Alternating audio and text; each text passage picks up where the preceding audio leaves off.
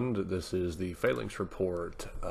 This is episode 8. We're going to talk about getting the work done. In the last episode of the Phalanx, we talked about selecting the right contractor, kind of things to look for and things to avoid. And now that you've done that, we're going to talk about the next step in this process, which is actually getting the work done. So a couple of things. We've already done your initial adjuster inspection, check. You've already received your estimate, all your paperwork from the insurance company. Hopefully you've had a check and you've had a chance to send it off to get everybody to sign off on it, check. You've selected your contractor, hopefully based off of the last video that we put out. And now we get to a point where you've got the estimate, you've got your contractor. We're going to talk about reconciling the differences in your estimate from your insurance company compared to maybe one that your contractors put together, or if you have some industry knowledge, some of the things that you know maybe should be in the estimate that just didn't make it in there. A couple of things that are going to go into an insurance estimate. They're going to try to get away with about as bare bones as possible. They want to put as little in that estimate, just enough to squeak by, just to get the work satisfied. Hopefully that you don't catch any of this stuff, or your contractors, one of these guys who just flies by and says, oh, we'll just do it for whatever the insurance company says, and nobody's any the wiser. So when we're talking about looking at reconciling the estimates, there's a couple of things we want to talk about. We need to make sure, number one, that the scope of work is accurate. We're talking about the measurements. If you have, a 40 square roof, we want to make sure that the insurance company, if they pay to replace a roof, they're paying for 40 square of roof. Don't let them get away with 27, 30, 35, maybe 39, thinking they can squeak away with maybe a square or two worth of shingles. It doesn't sound like much, but it equals hundreds and hundreds of dollars that your contractor is going to expect you to come out of your pocket and pay him or her, or they're going to just eat it, and then that just makes an unhappy contractor all the way around. So if the measurements are good, the quantities are all equal. If we have 10 windows that were damaged by a storm, make sure that there's 10 windows on the estimate themselves. Some of it is accidental. These people still make mistakes. It's not uncommon to tap on a keyboard and you hit one space instead of 1 0. I mean, it happens. So if they're not a big deal on something like that, if you just catch them, say, hey, I'm supposed to have 10 windows, you guys only put in 1, or on the adverse, you paid for 100. I don't have 100 windows. I don't want to be on the hook for that. Yeah, it's a little bit of honesty, a little bit of ethics goes really far away. So if you have those type of issues, bring those up, let somebody know about them. The insurance company should work to make those right. Also, make sure that they're applying the right amount of waste. Specifically, when we're talking about roofing, siding, flooring, usually there's not a lot of waste in paint or window screens. Obviously, if you have 10 window screens, they're not going to give you 12 just to make sure you got enough to cover them. But make sure that they're including some waste. The waste only covers the material that they're replacing. So if you're talking about roofing shingles, the waste is going to cover the field shingles. It does not include any of the starter. It doesn't include any of the hip and ridge. It can, if you have a 3-tab shingle. There's some really goofy language in Xactimate that says that you can use the same 3-tab shingle for a ridge cap or a hip cap. But there are other things to consider in there too. You also have to offset. That's for the material. You have to make sure that you're giving an allowance for labor to cut those tabs off to make those hip and ridge shingles. That's a whole different topic for a whole another day. If you have those questions, give us a call. We'll explain it to you. But by and large, most of the time, hip and ridge starter is not going to be included in the waste. The insurance companies love to tell you that it is. They're wrong. Liars. Also, we want to make sure that all of the components, if we're talking about a roof, are being included. If you've got flashings up there, you've got, like I said, the hip ridge and the starter. If you've got multiple layers, don't let them if you have 3 layers of shingles, don't let them just replace the top one. They can't do it. You got to scrape it all the way down to the decking or to the sheathing. Put back the one. They don't owe you for 3, they owe you for 1, but they got to take all of them off first to put the new one back on there. Make sure that if you have a 2-story roof or a 3-story roof, if it is steep, there are additional charges allowed for those. They're called conveniently steep and high charges. Make sure that those are included in your estimate as well. If we're talking about something like siding, you've got all your J trim, your J blocks, which are the little blocks that they use for the light fixtures, and the outdoor faucets and spigots. Any air conditioning blocks, any type you have a power outlet receptacle outside, it's going to have that vinyl or plastic block that goes around it. That's not included in any of their material. Make sure that you have all the corner trim, you have inside and outside corner pieces. Make sure that that's all been included in the estimate.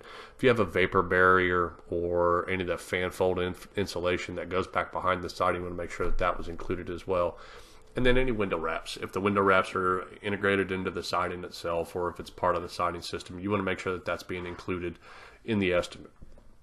Make sure that anything that's damaged, if the adjuster was out there and maybe you were walking around with the adjuster, or your contractor, you had a contractor before the adjuster came out and they walked around and said, yeah, we're going to pay for the roof to be replaced, we're going to replace all the gutters, and we're going to replace all the siding, and we're going to pay to power wash and stain the deck. And you get your estimate and it has the roof, it has the siding, and that's it. You want to say, hey, wait a minute, you guys said you were going to pay the gutters, you said you were going to pay the screens, you said you were going to pay for the power washing of the deck and be stained. Bring those things to the attention of the insurance company. They should make it right. There's a chance that they're going to want to fight back and say, well, we never said that. And then that's a different argument. That's when you need to probably get somebody like us involved, or a public adjuster in general, to come out there and argue the damages on your behalf. Or if they say that they're going to replace the entire roof and you get your estimate and it's half of a roof or 3/4 of a roof. A couple insurance companies like to make a statement that they're not going to pay for 3/4 of a car. Same thing with a roof. It's part of a dwelling system, is the roof system, the siding system. It's all parts of a whole. So make sure all that stuff's in the estimate. Got to make sure that you have any applicable code items are included in the estimate. Now, this is one that the insurance companies love to fight. They don't want to. They want to interpret the building code in their own to benefit them, to see if they can skirt away with as much money as possible. They want to say, well, the county has to enforce it, or the local town has to enforce it. If you're not compliant with the state code, the state is going to supersede all the code enforcement agencies together. So here in Indiana, we deal with the Department of Homeland Security. They're over the building codes. They're the ultimate authority. Then it goes to the county, then it goes to the town or the city, and then so on and so forth. Part of that code is going to be manufacturer specifications. Almost everywhere in the code, it refers back to the manufacturer's specifications. Make sure you know what manufacturer of shingle or siding or window or door, or whatever you're putting on your property. Make sure you know what those are. Make sure that you know what their specifications require for them to honor even the most basic of warranty on that product. The insurance companies love to tell you, well, we don't owe you for warranty. Yeah, if you had a product that was less than 25, 30 years, it's under warranty, it's being replaced. They have to put on a product that also is under the most basic and limited of manufacturer's warranties. So make sure that you're staying compliant with the manufacturer's specifications. And then also finally, and everyone seems to forget about this one, if you live in a homeowners association or a neighborhood that has covenants for an association that are enforced and they're fairly strict, and I know our neighborhood association can be a little rough sometimes, those are considered an ordinance. If you have the code and ordinance endorsement on your policy, the insurance company owes to pay for those things while the work is being completed. So if they say that all your siding has to match, that's an ordinance. The insurance company, if you have that endorsement, that ordinance and law endorsement, they have to bring your property up to a matching condition per your association covenants. There's a billion and one of them. I'm not going to get into a 4-hour video today, but know your covenants, know your state building codes. Hopefully, if you live in Indiana, you're probably unaware we have the worst building codes in the United States. We still operate under the 2003 International Residential Code with the 2005 Indiana amendments. Horrible Indiana. You got to do better. We're also having some operations in Florida right now. Florida codes, phenomenal. They're awesome. We love Florida codes. They're great. Indiana, you suck. You need to get caught up with the times. It's pretty bad. And then keep in mind that when you're going through this reconciliation and you're supplementing this file and this estimate, that sometimes the insurance companies will put items on there that are going to be paid when incurred, which PWI for short. That means that they're going to agree that they need to be on there, but they're only going to release those funds once the work has actually been completed and those materials have actually made it back onto the property.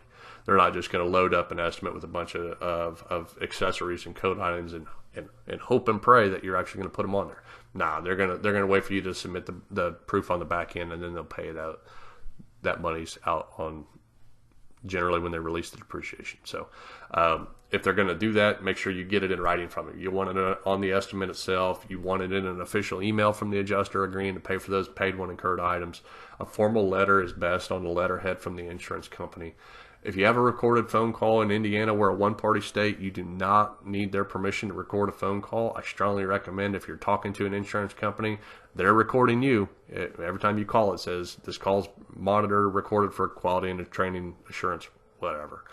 Record your own for quality and training assurance. And if they commit to something on the phone, it's not as strong of a case as you are with a letterhead or an email or on the estimate, because they can still evoke estoppel and say, that's not what we meant, but it's better than nothing. So try to get those phone calls recorded. And then finally, every time we're talking about reconciling estimates with an insurance company, there's one provision on there that every insurance company hates to put on there. And it's called general contractors overhead and profit. Walk with me for a minute on this. You are bringing in a general contractor. We talked about it on the last video. You brought in a full-blown general contractor, and you do not just have screens being replaced. You're not just painting a bedroom. You're not just replacing shingles and putting on brand new shingles. You've got multiple things. You've got shingles, you've got gutters, you've got siding, you've got windows, screens, drywall, fence. Anytime you get into more than one or two trades, really, you're going to want to go get that general contractor. Well, this is a fancy world that we live in, and the estimatic software that almost every insurance company uses is called Xactimate. And it will allow plenty of money in there to, if I'm acting as a general contractor, I'm going to go hire a roofer to come out and put a roof on. Xactimate's going to allow me to pay that roofer, that subcontractor, to go out there and put that roof on. And then I got to hire a gutter guy. The gutter guy's going to go out there and put the gutters on. Xactimate allows enough money for that gutter guy to get paid.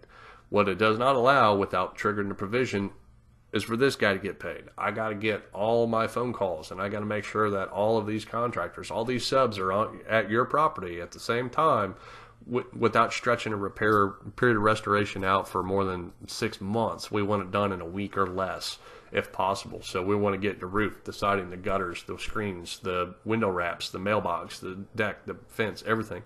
All that needs to get done. The general contractor is the one that's making those phone calls. They got to get paid for their time. And we're not talking about 100% markup on any of this stuff. It's usually around 20%. So if you have a $10,000 estimate, 20% of that, the insurance company should be paying $12,000. That general contractor's got overhead costs. He's got advertising. He's got a reception area. He's got marketing, and he's got workman's comp and liability, because they go out there and supervise the jobs too. You're making sure that this guy's getting paid to do his job. I'm not saying you have to pay your guy a bazillion dollars for a 10 square roof, but you got to make sure he's getting paid to do his job. A paid contractor is a happy contractor. Happy contractor is not cutting corners. They're actually going to put on good work. I know some guys that they are phenomenal work. They don't do it for cheap. They got to get paid to do their job. Insurance companies are supposed to pay for it. The policies almost all read that they'll pay the actual amount of cost incurred to repair or replace the damaged part of the dwelling. So keep that in mind. If you hear your contractor start talking about things like GC O&P or O&P or overhead and profit, the guy's just trying to get paid. Don't be mad at him. He's got a job too. They're not doing this for practice. Everybody's got to eat, keep the lights on. So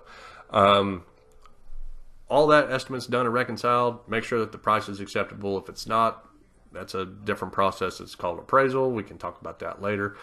Everything else is good. Make sure that the weather's decent. You don't want it too hot. You don't want it too cold. There's a Goldilocks time, especially here in Indiana. I don't like putting on roofs when it's 100 degrees outside, because the shingles get all chewed up and blech. Same thing, I don't like it when it's 0 degrees outside. Some shingles will actually void warranty if it's too hot or too cold. Make sure you know your weather. Check with your manufacturer. Talk to your general contractor. Get the answers to those before you start scheduling things.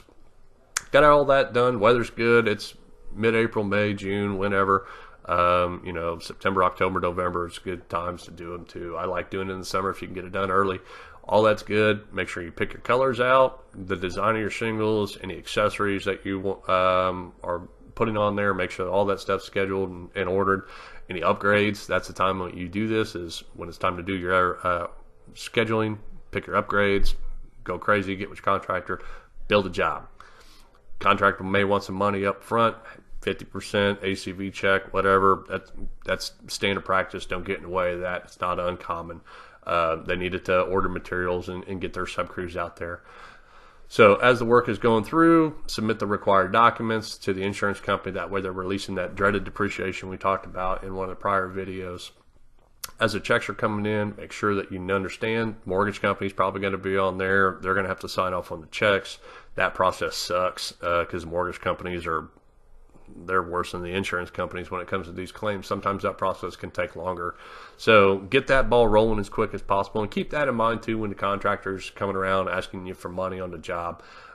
He or she's basically fronted the entire cost of that job. By the time the last checks are coming in, all the work's done. That contractor's put God only knows how much money of their private personal money out to front your job to make sure that they know that they're getting paid once the checks come through in the insurance company and clear the mortgage company. Don't get in their way. If the work's done, you cannot hold the checks hostage. If it's a warranty issue, take it up with the contractor. You got to pay them for the work that they did. So that's a different story. Again, call us if you have those questions. So if you get hung up on any of this stuff, give us a call, click on our link. Like I always say, don't forget to check out the website. Click on all the links on there, take you to Facebook and Angie's List and Better Business Bureau. Leave us a message, review, call us, email us, stop by, whatever. But that's all I got for now. See you on the next one.